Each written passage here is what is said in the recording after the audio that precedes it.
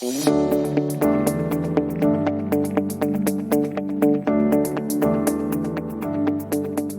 to another episode of Investing Compass. Before we begin, a quick note that the information contained in this podcast is general in nature. It does not take into consideration your personal situation, circumstances, or needs.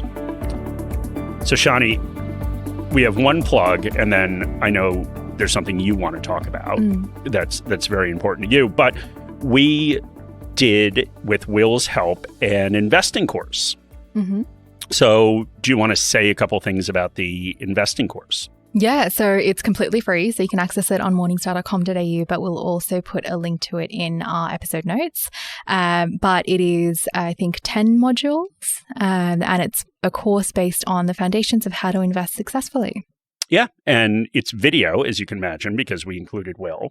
So for each one of these modules, there's a video. A couple of them have both of us in it. Mm-hmm. But generally, we sort of go back and forth, and it's really what we call it is the foundations of investing. And so it talks a lot about how, well, the things we talk about on this podcast, right? How the most important thing is you and what you're trying to accomplish and how you can set yourself up for success. And, you know, in my case, I certainly have a face for radio or podcasting in this situation. But yeah, you can watch us on video. Okay, so should we move on to the more important announcement? Yes. Okay, so during the podcast, it's a common theme that Mark and I, we consume different media. So he watches very different movies to what I watch. And we talked about my favorite movie, V for Vendetta, at the beginning of this podcast when we started doing it. And we got a lot of emails saying that V for Vendetta was not a very good movie and people criticized my choices. But we got a comment over the weekend on one of our old podcasts from somebody that said that no one appreciates the genius of V for Vendetta. So, well, the first part I agree with it. Nobody appreciates it. Genius, I don't know, but yeah. There's a V for Vendetta fan out there other than you. At least there's one person on my side. Yes. And not just a fan, someone who describes the movie as genius. Yes. Well, there you go. So should we move on to today's episode? Let's do it. All right. So today we are going to expand a bit on a previous episode we had on critiques of income investing. And that was an interview with Jody Fitzgerald, who used to work for our investment management team, but has since, and very recently, just in the past couple of weeks, moved on from Morningstar. So I do have a question for you, Shani. Do you think that when Jody prepared her resume for her new employer, she put her appearance on Investing Compass right at the top? I really don't think so, Mark. Jody is incredibly qualified. She's had a lot of media appearances apart from being on Investing Compass. I don't think ours would even register. Okay, well, I guess that's nice, but maybe if we can get that whole their listeners up in Africa, maybe in the future she'll include it. What do you think? Yeah, I think we should get started. Okay. Okay, so we are going through 4 critiques of income investing today, and Mark is going to tell you why he doesn't accept them. Okay, well, I'm not going to do that. So I do have an opposing point of view, which just happens to be my view, but investors can listen to both sides of this and they can decide what they think. Okay, great. So why don't we start with the first critique? And this was a main one that Jody discussed in the previous episode. She talked about how investors should have a total return focus. So let's start with the basics. What is a total return focus, Mark? Well, dividends are a portion of the returns that investors get from shares. And they're an important one, but of course, the other source of returns is the share price appreciating, hopefully it goes up. And the critique is that if you focus too much on dividends, that will distract you from total returns, and you'll end up with less money than you would have. An example is if an investor is captivated by a share paying a 5% dividend. If the investor buys that share and it only appreciates by 2% per year, they could miss out on a share that appreciates 12% a year. The total return would be 7% instead of 12%. What do you think of this argument? Okay, well, I guess not to mince words here, but it just makes absolutely zero sense to me. It implies somehow that an investor can naturally just find a share that earns extremely high returns. And a little bit of a caveat here, obviously, I don't think an investor should just look at the dividend yield as a sole deciding factor to buy a share. But I also don't think that someone who would do that would be able to carefully analyze another share to find these high returning shares. The other thing that this critique suggests is that dividend-paying shares have lower total returns than non-dividend paying shares. Not only is there no evidence to suggest that is true, but there's also indications the opposite may be true. Dividend-paying shares have higher returns than non-dividend paying shares. Okay, so I'm going to go through a study this time because Shani always has to go through the studies, which she has expressed that she does not enjoy. So this is a study by Hartford Funds and Ned Davis Research. So they looked at how dividend policy impacted annual returns and volatility. And the study looked at the S&P 500 between 1973 and 2022, and that is a 50-year time period. So it's a long time. And they divided up the S&P 500 into overall dividend payers and non-dividend payers. And then they broke the dividend payers down into categories. So companies that grew their dividends over that time, companies that kept their dividends at the same level, and companies that cut or eliminated their dividends. So we can start at the high-level category of dividend payers and non-dividend payers. Dividend payers averaged a 9.18% annual return. Non-dividend payers averaged a 3.95% annual return. The S&P 500 overall on an equal-weighted basis has a return of 7.68% a year.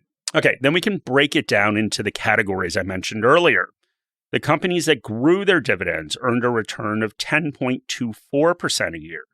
Those that left them the same had a return of 6.60% a year. And those are, of course, both higher returns than the non-dividend payers. Only the dividend cutters or eliminators lagged with a return of 0.60% a year. This survey shows us that the key is to finding shares that grow their dividends.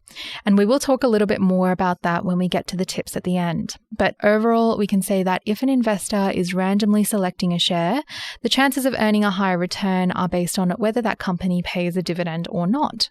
Which means that a dividend-paying share does not detract from returns.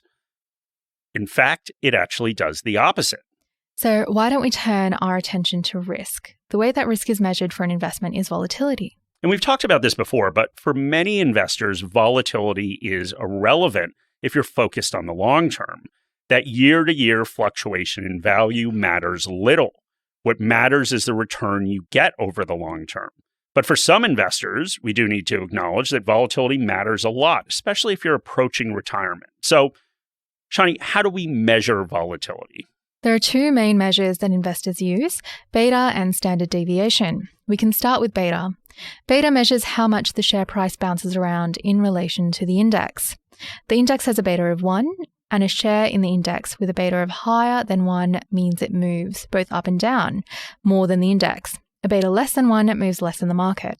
So the non-dividend paying shares had a beta of 1.18. That means that they were almost 20% more volatile than the overall market. The dividend payers had a beta of 0.94, meaning they were less volatile than the overall market. All right, how about the standard deviation? Standard deviation measures the dispersion of returns around the average return. Higher standard deviations mean the average share return is more volatile. A share with a lower standard deviation means it's less volatile. So non-dividend payers had a standard deviation of 22.17%. Dividend payers had a standard deviation of 16.90%. So once again, they are less volatile. And the interesting thing here is that we are getting high returns and less volatility, which is not supposed to happen, but a very positive sign for dividend payers.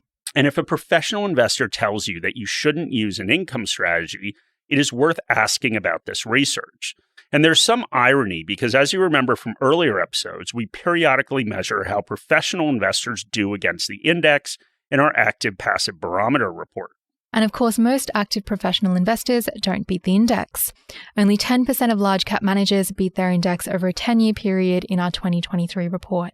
And the percentage increases in other categories, but no category did even half of the active managers beat the index. And as these numbers attest, picking individual shares is really challenging and not something that is right for every investor. But as I said earlier, if you had come up with the criteria to pick an individual share, a dividend in no way detracts from returns. So why do you think most professional investors make this argument? Well, I think part of it is that professional investors invest differently than the way I invest, and I guess I would advise any investor to invest. Most professionals are very short-term focused. Of course, they say they're long-term focused, but the data says otherwise. So what they're trying to do is to find some short-term catalyst that will potentially cause a share to outperform in the next 6 months to a year. And the reason they are focused on a catalyst is because most professional investors trade a lot. Chances are they won't own anything they buy for long. A former Morningstar researcher named Michael Lasky did some research and found that the average turnover for an actively managed US equity fund was 63%. And that means every year more than 63% of the holdings in a fund are new. And it's very hard to do well when this is your approach. And if I was turning my portfolio over so much, I wouldn't care about dividends either. Because what you want as a dividend investor is to have a long holding period so that dividend can grow over the years, which will grow your passive income. And that's a strategy I believe will be much more successful than constantly trading. Well, Mark, we've made it to critique number 2. Paying dividends reduces earnings growth. Okay, so let's start with the theory here, Shani. Why do people think that paying dividends reduces earnings growth? The argument is that if a company reinvested the cash in the business to fund growth instead of paying dividends, an investor would ultimately be better off. And this is certainly true for some companies. Traditionally, new companies retain all of their cash flows to fund growth. As they mature and growth opportunities dissipate, part of the cash flow is diverted to dividends. A company that operates in an industry with little growth may pay out almost all of their cash flow in dividends. As an investor, you hope the management team running your company makes good decisions on how to spend capital. Some management teams are good stewards of capital and make good decisions on how to allocate it. Some make poor decisions. Poor decisions include making unwise acquisitions, lavish excessive perks, and pay to employees and funding growth projects that earn low returns on the investment. And certainly, I think you should look at the track record of management when considering if you should buy a share. But I think it is also important to look at what stops poor decision-making. And discipline typically comes from having restraints in place. That is why most companies have policies and structural frameworks to govern spending. Another form of discipline is scarcity. My own propensity to spend foolishly is curtailed by not having an unlimited supply of money, and of course to pay for essentials like my rent. And a company is similar. A dividend imposes discipline through scarcity. A dividend is ultimately a choice, but having an investor base that values dividends is an impediment to reckless spending that puts the dividend in jeopardy. And having a dividend policy that dictates a certain percentage of earnings are paid in dividends further amplifies this discipline. So this is really a trade-off, and investors need to consider which side of the argument makes the most sense to them. Morningstar Investor is built for investors by investors. It provides independent research and data on over 40,000 securities, tools to build and maintain an investment portfolio, and investor education resources to support you, regardless of where you are in your investing journey. Explore opportunities with our monthly global best ideas. Explore our ETF model portfolios. Plan better with 2 years of dividend forecasts for ASX-listed stocks, and stay informed with independent thought leadership.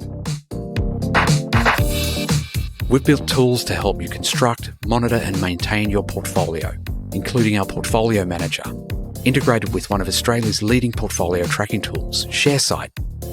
Morningstar has been empowering investor success for over 35 years. We're passionate about your outcomes and are here every step of the way as you achieve them. Take out a free 4-week trial to access our resources. Find the details in the episode notes.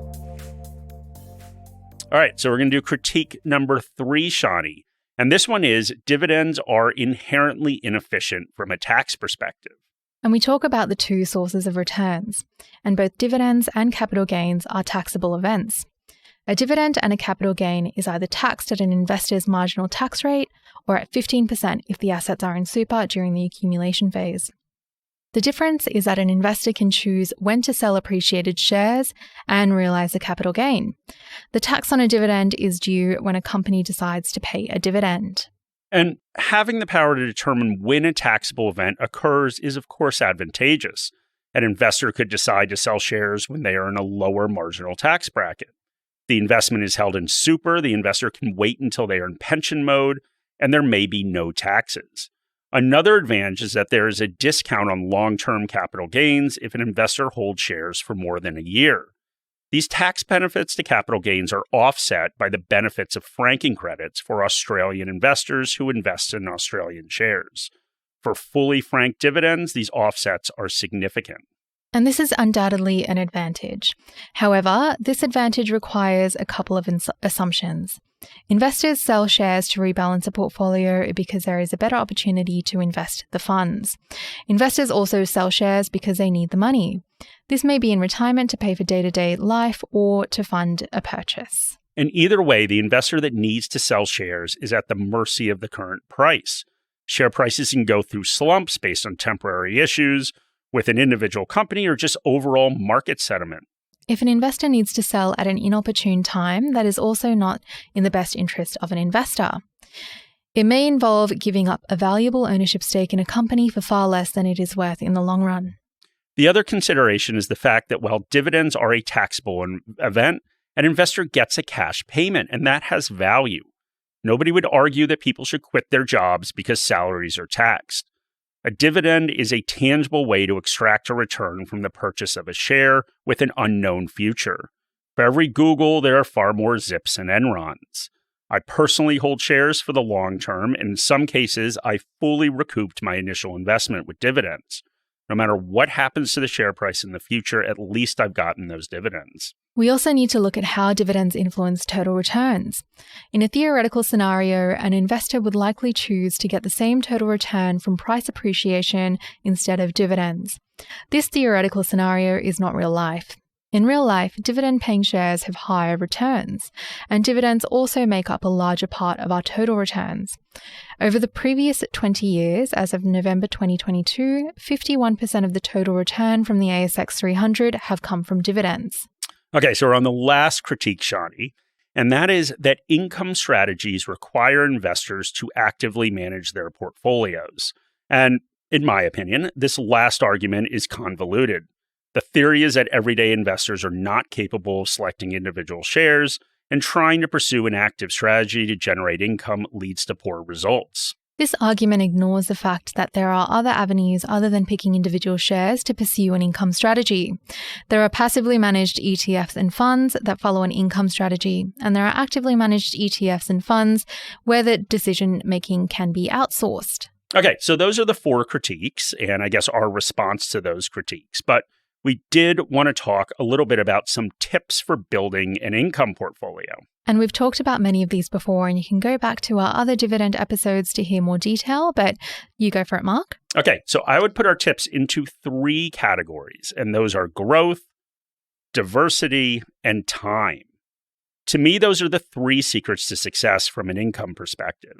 And I wrote an article recently talking about income investing, and I had a reader write in to say that he had built an income portfolio that generated $400,000 annually in passive income, which is absolutely incredible. And while many people may see that number as something that can't be accomplished, it's also a little bit inspiring.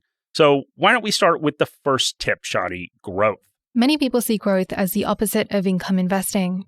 There is this notion that while you are younger, your focus should be on trying to grow your portfolio's value, and at some point you switch to an income approach and just sell what you have and focus on dividend-paying shares as you approach retirement. And this is perhaps where the first critique comes from. I just don't agree this is the way an investor should go about things, because it is this notion that when you are young, you shouldn't care about dividends or actively avoid them to try to hit some huge 100-bagger or whatever you're looking for. And then when you switch to dividends, you just buy the highest yielding shares. Exactly. Income investing is not about picking the share with the highest dividend. It is about creating a growing passive income stream over years. And over the long term, the key is to find shares that will grow their dividend, not necessarily the highest yielding share today. And the research we mentioned earlier showed that the top performing shares were those that grew their dividends. What is needed to grow a dividend is to grow earnings over time, which means you need to get to know the company, the competitive forces in the industry, and the competitive positioning of the company. So in other words, moats matter because that'll lead to higher returns on invested capital and higher margins. This advantage will accrue over time and will result in higher income streams, even if the share you buy never has the highest yield.